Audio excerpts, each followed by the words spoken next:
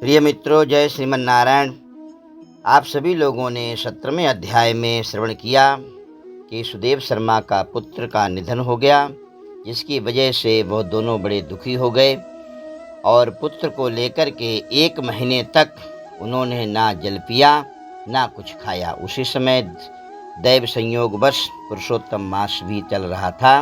उसकी कृपा से भगवान श्री कृष्ण प्रसन्न हो गए और उन्होंने उस बच्चे के लिए 12,000 वर्षों तक जीवन दान दे दिया, अर्थात 12,000 वर्षों की आयु उसको प्रदान कर दी।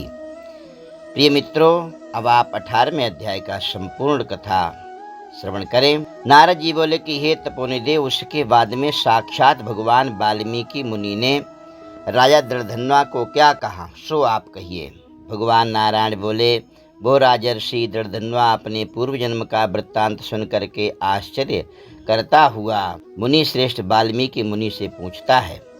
दृढ़धन्वा बोला कि हे भगवान, आपके नवीन नवीन सुंदर अमृत के समान वचनों को बारंबार पान करके भी मैं तृप्त नहीं हुआ, इसलिए पुनः उसके बाद का वृत्तांत कहिए। वाल्मीकि ऋषि बोले कि हे जगतपते, इस प्रकार उस ब्राह्मण के विलाप करते समय गर्जना से 10 दिशाओं को गुंजित करता हुआ असमय में होने वाला मेघ आया।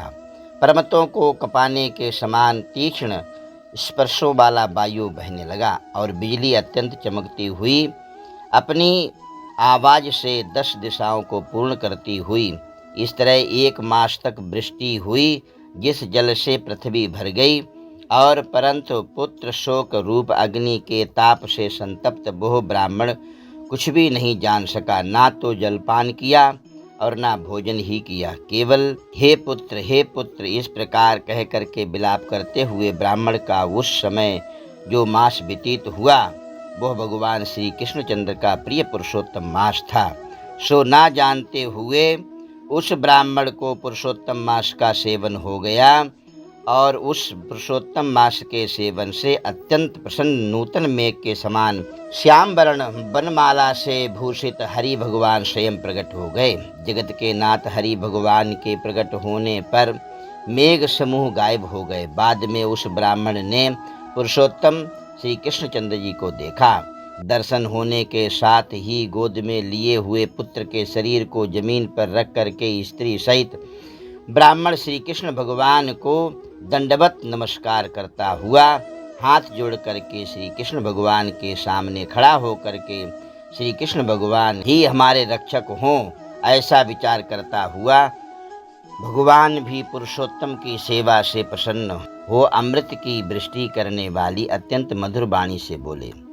श्री हरि भगवान बोले कि भो सुदेव, तुम धन्य हो, इस समय आप भाग्यवान हो। तुम्हारे भाग्य के वर्णन करने में त्रिलोक में कौन समर्थ रख सकता है। हे वत्स, हे तपोधन, जो तुम्हारा होने वाला है उसको हम कहते हैं। भविष्य तुम्हारा क्या है उसको सुनो। हे ब्राह्मण, 12,000 वर्ष की आयु वाला पुत्र तुमको होगा।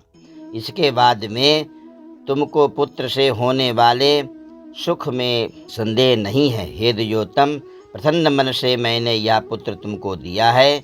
हमारे प्रसाद से होने वाले तुम्हारे पुत्र सुख को देख करके हे द्विजोत्तम, देवता, गंधर्व और मनुष्य लोग पुत्र सुख की सभी कामना करेंगे। इस विषय में तुमसे प्राचीन इतिहास मैं कहूँगा, जिस इतिहास को पहले मार्कंडेय मुनि ने राजा रघु से कहा था।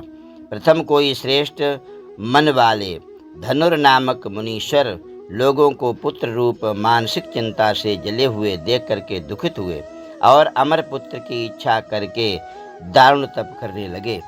1000 वर्ष बीत जाने पर धनुर्मुनि से देवता लोग बोले, हे मुनीश्वर, तुम्हारे कठिन तप से हम सब प्रसन्न हैं, इसीलिए अपने मन के अनुसार श्रेष्ठ वर को मांगो। भगवान नारायण बोले, देवताओं के अमृत तुल्य इस वचन को सुनकर के उन तपोधन धनुर नामक मुनि ने बुद्धिमान और अमर पुत्र को मांगा। बाद में उस ब्राह्मण से देवताओं ने कहा कि पृथ्वी में ऐसा पुत्र नहीं है। तब धनुर्मुनि ने देवताओं से कहा कि अच्छा, ऐसा पुत्र दो जिसके आयु की मर्यादा बंधी हो। देवताओं ने कहा कि कैसी मर्यादा चाहिए, कहो। इस पर उस मुनि ने भी कहा कि यह महान पर्वत जब तक रहे तब तक उसको आयु होवे, ऐसा ही हो। इस प्रकार कह करके देवादि इंद्र सभी लोग चले गए। धनुर्शर्मा ने थोड़े समय में वैसा ही पुत्र को प्राप्त किया। उस मुनि का पुत्र आकाश में चंद्र के समान बढ़ने लगा। 16वें वर्ष के होने पर मुनीश्वर ने पुत्र से कहा, हे वत्स, ये मुनि लोग कभी भी अपमान करने के योग्य नहीं हैं। इनका कभी भी भूल करके अनादर नहीं करना। आयु की मर्यादा के बल से उन्मत्त उसने ब्राह्मणों का अपमान किया।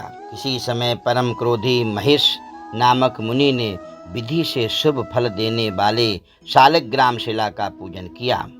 उसी समय उस बालक ने वहां आकर के शालिग्राम की शिला को जल्दी से लेकर के अपनी चंचलता के कारण हंसता हुआ पूर्ण जल वाले कूप में छोड़ दिया। बाद में क्रोध से युक्त दूसरे काल रुद्र के समान महिष मुनि ने उस धनुर्मुनि के पुत्र को श्राप दिया कि यह अभी मर जाए, परंतु उसे मृत हुए ना देख करके मन में मृत्यु के कारण का ध्यान किया।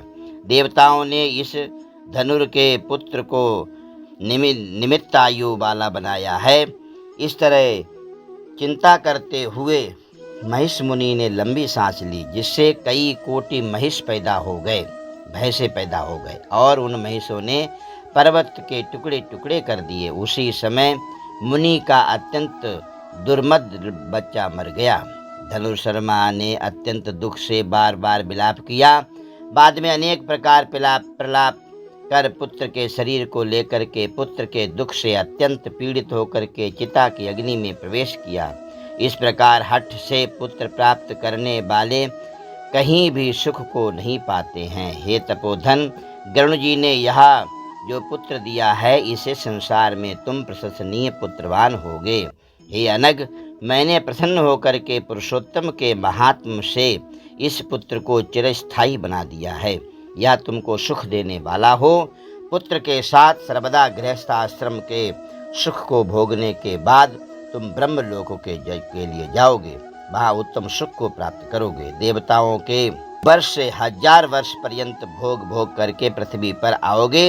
हे द्विजोत्तम, यहाँ तुम चक्रवर्ती सम्राट बनोगे। दृढ़धन्वा नाम से प्रसिद्ध तथा सेना सवारी से युक्त हो 10,000 वर्ष पर्यंत पृथ्वी के राज्य का सुख भोगोगे।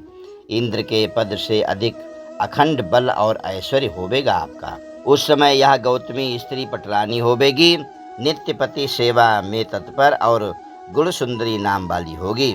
राजनीति विशारद तुमको 4 पुत्र होंगे और सुंदर मुख वाली महाभागा सुशीला नाम की एक कन्या होगी। हे महाभाग, सुरों और असुरों को दुर्लभ संसार के सुखों को भोग करके इस पृथ्वी में हमने सब कुछ दिया, अब कुछ कर्तव्य नहीं है। इस तरह अज्ञान से मोहित होकर के अत्यंत दुस्तर संसार के विषयों से खिंचे हुए मन वाले तुम संसार रूपी समुद्र के पार करने वाले विष्णु भगवान को जब भूल जाओगे, तब हे विप्र, उस समय वन में यह तुम्हारा पुत्र शुक पक्षी होकर के बट वृक्ष के ऊपर बैठ करके वैराग्य पैदा करने वाले श्लोक को बार बार पढ़ता हुआ तुमको इस प्रकार बोध कराएगा।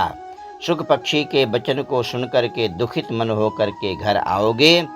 बाद में संसार के विषय सुखों को छोड़ करके चिंता रूपी समुद्र में मग्न हे भूसुर, तुमको वाल्मीकि मुनि आकर के ज्ञान कराएंगे।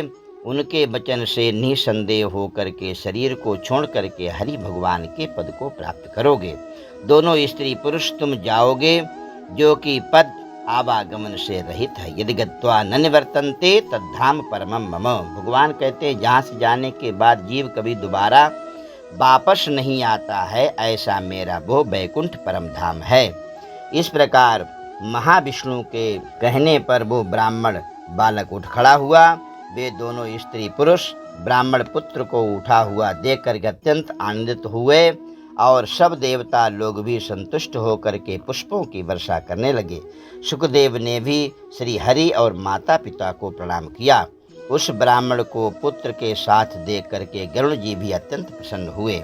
उस समय चकित होकर के ब्राह्मण ने श्री हरि भगवान को नमस्कार किया और हाथ जोड़ करके जगदीश्वर से बोला, हृदय में होने वाले संदेह को दूर करने के लिए हर्ष के कारण गदगद वचन से बोला कि हे हरि, मैंने 4000 वर्ष पर्यंत लगातार अत्यंत दुष्कर तप किया। उस समय मेरे को आपने वहां आकर के जो कठोर वचन कहा कि हे बस, हमने अच्छी तरह देखा है, इस समय तुमको निश्चय पुत्र नहीं है। हे हरे, उस वचन का उल्लंघन कर मेरे मृत पुत्र को जीवित करने का क्या कारण है, वो भी आप कृपा करके मुझे कहें।